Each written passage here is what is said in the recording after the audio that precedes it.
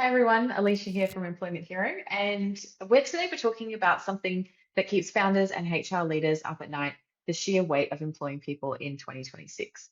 I am joined by my colleague Ben Knight, who is head of HeroForce Sales. Ben, you've been saying that employment is essentially in a state of crisis for SMEs. It's a pretty strong word. Can you talk me through what that looks like? Yeah, absolutely. Definitely a strong word, but I think it's true. There's an awful lot going on for SME businesses at the moment, and particularly over recent times, where it's just not what it was when it kind of set out and the main aim of starting a business, right? So there's so many other things to consider when running a business, rather than usually what you've set out to do.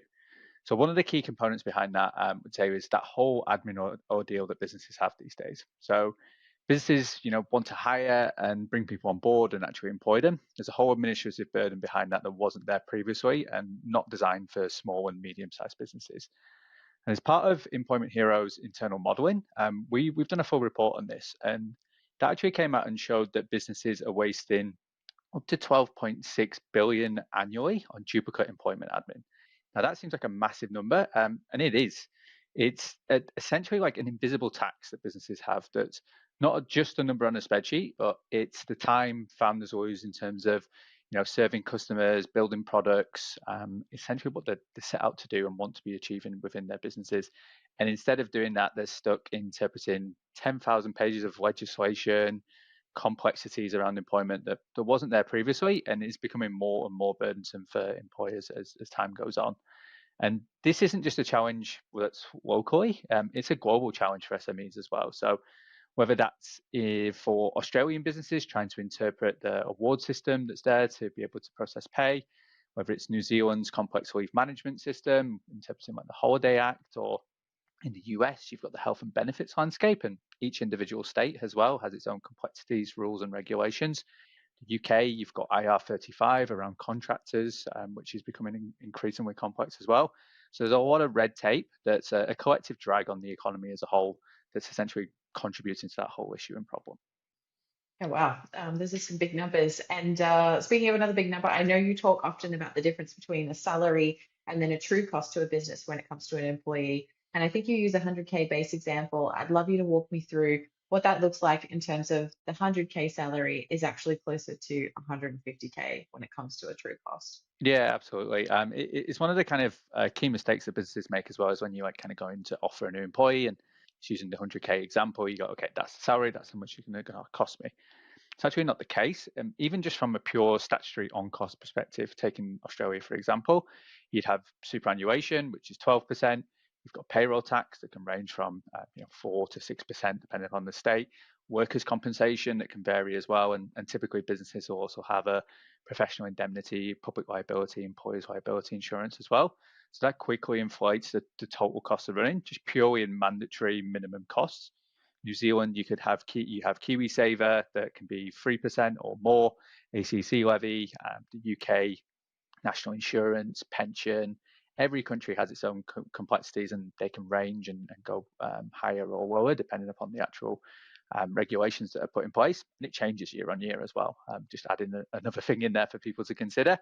And that's all factored into kind of that, not just a statutory cost, but you've got that kind of whole 7 layers of complexity that Employment Hero would kind of try and frame it into to make it as simple as possible. So it's not just a statutory on cost, but you've got regulatory change that happens on a yearly, sometimes quarterly basis as well. There's the whole HR operations that you need to actually undertake that whole employment. There's the recruitment and onboarding process. If you're screening low quality candidates, there's the manual data entry in terms of running that whole recruitment process. Not to mention the potential cost of a bad hire as well, of getting that wrong and how that can spiral and lead on to increased costs. The whole infrastructure behind being able to support it, so the different tech stacks you might be using, whether it's a recruitment system, HR system, payroll system, accounting system, that is costly and can kind of run up those costs even further. That risk and insurance piece that I mentioned around liability, indemnity insurances, and making sure that covers what you need as a business. And that all filters into kind of that additional cost. And that's not even mentioning the risk factor, that if something goes wrong and you get those penalties for incorrect interpretations, awards, or pay. So yeah, really can kind of be quite a bit more than that original 100K salary. Yeah, absolutely. And it's just wild to think that There are so many HR managers out there and founders that have to have all of this in their brain at the one time and are doing that manually. I want to tackle a couple of quick definitions with you. There are so many acronyms and different terms in this space. You've got the PEO and EOR, labour hire, and these often get lumped in together. Can you help me understand each of them? What do we define as an employer of record? What is an EOR? Yeah, so think of an employer of record as almost like a professional middleman. So that allows a company to hire someone in a different country or state without actually setting up that legal entity there. So the EOR becomes the legal employer on paper, but you still manage the employee's day-to-day work. So an employer or an EOR is essentially a service that takes on legal and administrative risks of employment. So you can focus on growing your team, whether that's locally or globally. And then we've got a PEO as well, which is a professional employer organization. What do they do? Yeah, so while an EOR is almost like a middleman for hiring where you don't have an office, a professional employer organization or PEO is more like a power up for a business that already exists. So in a PEO relationship, you enter in a co-employment agreement. So you hire the employees, but you and the PEO share the legal responsibilities of being an employer. So some of the key benefits of that for SMEs include administration efficiencies, so whether that's HR and payroll, and that compliance peace of mind for labour laws so you can focus on running your business. Yeah, cool. And then what about labour hire? How is that different then again? Yeah, so labour hire is essentially renting staff on a short-term or project basis. So in this arrangement, a labour hire agency employs workers and then leases them out to the host employer, the client company, to fill immediate gaps in their workforce. Labour hire agencies often have high margins and control the rosters, but you have that flexibility to scale your business up and down as you ultimately need. And then we have HeroForce. So this kind of includes all of the key elements of a lot of those different components and then is much more cost effective and a scalable solution for businesses, right? Can you tell me a bit more about that? Yeah, so HeroForce is employment as a service. So if you're an existing Employment Hero customer, you have access to this now. And that's where we're here to help you expand your business safely, quickly, and efficiently. Basically combining all those and making that problem as easy as possible for employers. Let's talk through a few scenarios because that always helps everybody understand and particularly my brain. So let's say I'm a fashion business in Sydney. I've got a couple of stores in New South Wales and an online business. I want to expand. What are my options within HeroForce? I'd think of HeroForce almost like like a power grid concept. So this is where employment is evolving and essentially moving to. And with HeroForce, you essentially get to plug into all those aspects of employment. So whether that's recruitment, payroll, or HR, it's all integrated into the one system.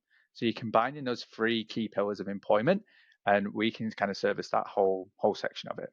So if you're thinking about, the scenario you mentioned, and it's kind of a seasonal expansion, kind of coming up to peak season, could be a stock take, Christmas, or anything like that. You need to significantly increase the size of your workforce, but you don't want to get bogged down in all the paperwork, kind of constantly going through CVs, making sure people have the right to work, they are who they say they are. Again, kind of fraught with risk as well to be able to do that. But you just want them to get them started ASAP so you can do what you need to as a business. So through Employment Hero, you can search candidates who are pre-vetted, already set up within HeroForce. So all the paperwork on that side is done for you. And then ultimately bringing forward them and hiring that person through our HeroForce Employer of Record service. And we'll deal with that complexity and compliance administration of the employment up to payrolling them. And they would still carry out their day-to-day duties as they would normally. Amazing, especially for retail businesses and anyone that's quite seasonal. Being able to scale really quickly is great, and not having to get bogged down in all of that paperwork. I guess that really works well for seasonal businesses and anyone who needs to scale their workforce really quickly and not have to do all of that paperwork. And you can manage everything within the Employment Hero platform that you have set up already. Yeah, exactly right. So anyone who's already using Employment Hero, this is live within your platform now, and you can start using this today.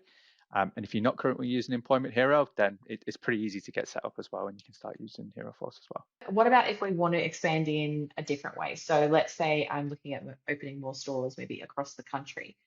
How does that help? How does HeroForce help me with this? Yeah, that's another one where it's a key aspect that we can help and solve for employers as well. So if you're looking to expand into different states within Australia, for example, they have different rules and regulations, different payroll tax as well can sometimes be in place, different public holiday days depending upon each state. And that's something that we can help kind of streamline and manage that whole process as well. So whether you're looking, it could be additional insurance costs to cover employees and the laws you need to comply with. We're already set up in every state and territory, so you can enter into that the HeroForce model with ourselves. We'll take care of the employment paperwork, HR, payroll, and you can just focus on the pure expansion itself as well. So that whether that's Australia, other countries as well, will have different rules and regulations from state to state. Amazing. I mean, it does sound like a great way for businesses to be able to test new markets without having to go through the full setup themselves. And you mentioned something about globally. So if we do want to do this globally, let's say I'm a tech business, I'm looking to expand into the US, launching a product over there, or maybe even building an offshore support team within somewhere like the Philippines. I'm sure there's lots of regulations and stuff to figure out. So how does HeroForce help with that? Yeah, so the global expansion piece has been huge as well, and something we've been working with our clients for a number of years now, and been a game changer for SMEs. So, say for example, like you mentioned, like a tech business looking to launch in the US, you've got like a really good product market fit, and you want to go, okay, we're going to launch this. Typically, this could be a really time-consuming, costly process to go through all that. Set up an entity, get a health insurance provider, make sure you're across the different states and regulations involved in that as well. So we've seen sometimes that can take 3 to 6 months with setup costs reaching up to 50K in some aspects as well.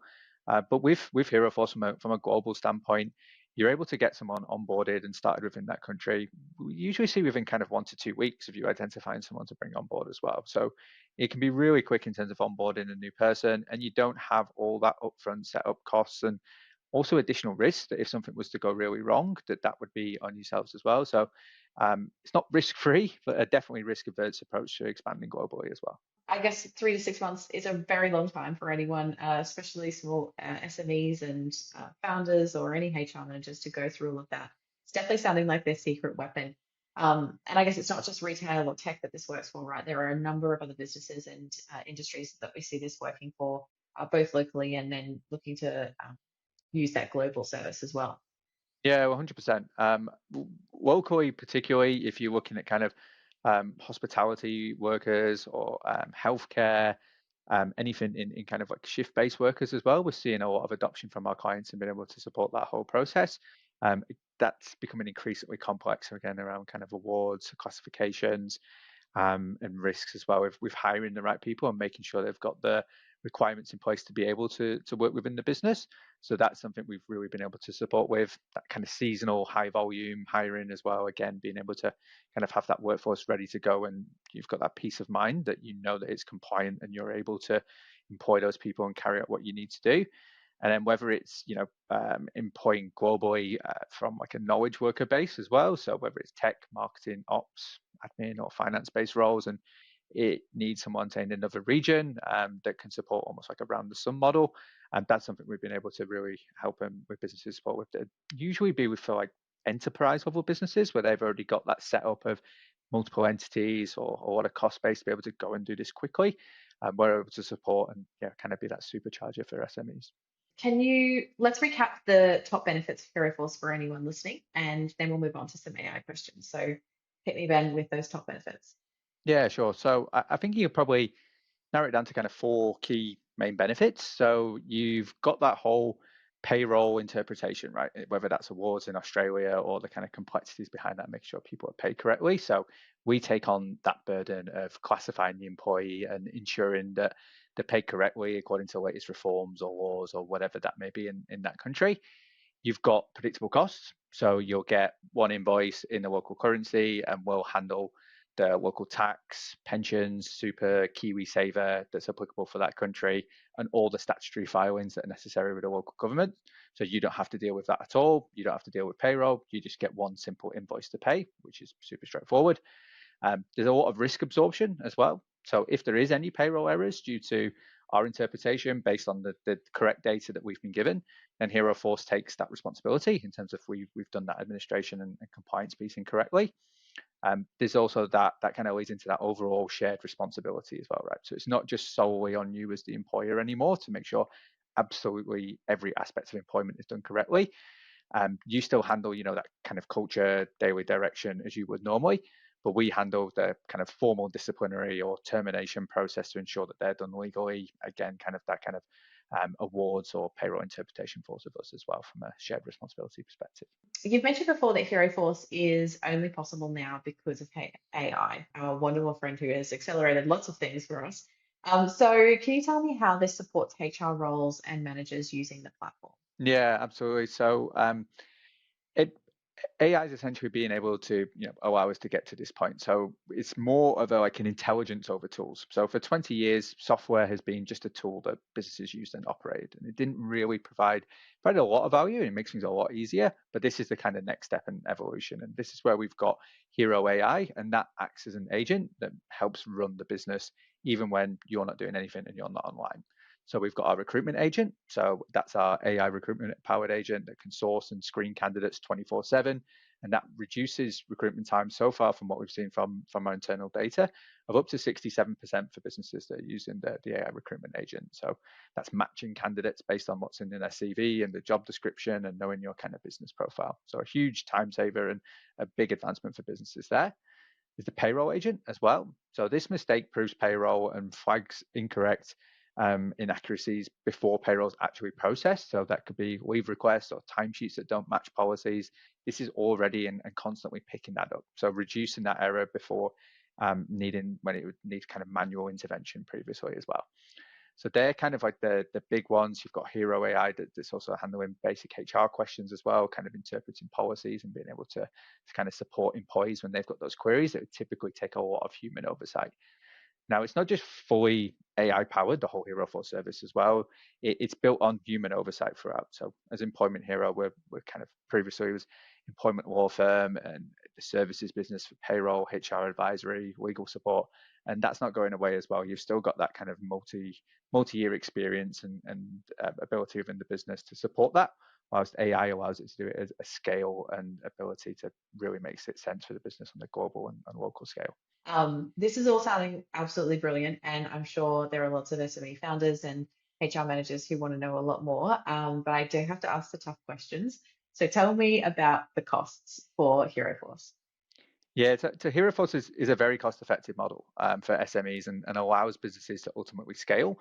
So you think about kind of alternatives that would traditionally be used, like labor hire, for example. So we found that with HeroForce and the pricing we've been able to get to is roughly 80% cheaper than a traditional labor hire model. So you'd usually be looking at 15 to 30% margins depending upon the actual roles and industries. And with HeroForce, we've been able to significantly reduce that due to the ability that we've got and the AI powered and expertise within the business.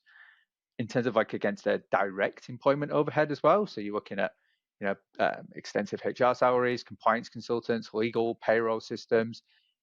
This will probably reduce costs from what we've seen so far around kind of 40% in terms of a fully loaded cost that we're able to reduce down for businesses as well. And this isn't just kind of projected or kind of initial data that we've seen from the service, but the PEO industry, for example, in the US has been going on for decades, and that has got steeped in research, and that saves businesses approximately for every $1,000 spent, $1,272. And that's a pretty accurate figure, but that shows you how much data that there has been previously from reports, and that's an average ROI of about 27.2%. So that's significant for businesses and really allows that kind of growth and scale that previously would just be a handbrake in terms of we just don't have the cost this year to do that, despite kind of demand that you'd be able to meet as a company.